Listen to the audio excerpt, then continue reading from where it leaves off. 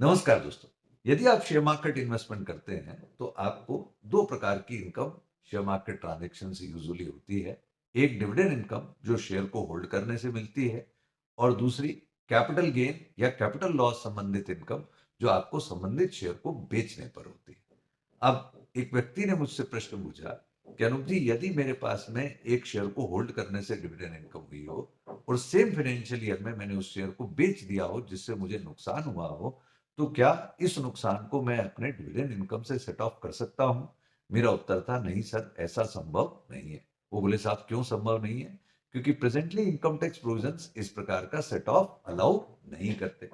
तो एक विचार ये भी पैदा होता है कि क्यों ना भारत सरकार शेयर मार्केट ट्रांजैक्शंस के कैपिटल लॉसेस को डिविडेंड इनकम से सेट ऑफ करने का एक ऑप्शन आगामी बजट में लेकर के आए। क्यों? क्योंकि एक तरह से आप डिविडेंड इनकम पर तब भी टैक्स दे रहे हैं जबकि उस शेयर को बेचने पर आपको अल्टीमेटली लॉस हो गया, विशेष रूप से जब ये सेम फाइनेंशियल ईयर की बात है।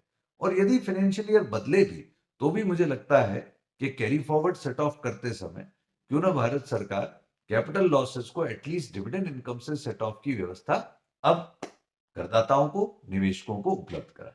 आपके क्या विचार हैं? मुझे डीएम कीजिएगा, मुझे कमेंट में लिखिएगा, मैं जानना चाहूंगा। Thank you. जय हिंद।